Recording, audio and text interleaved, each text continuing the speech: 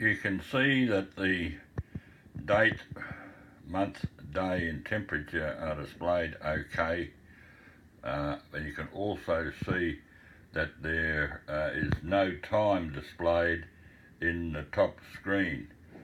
Also, there appears to be a gap there.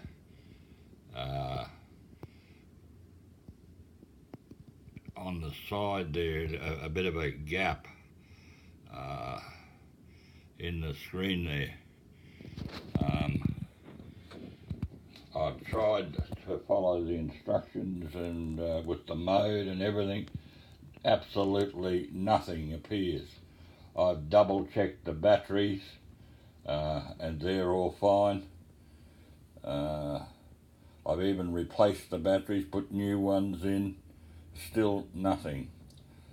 Please advise if you get this video, which I'll try to upload, but I have already sent you about 4 photographs.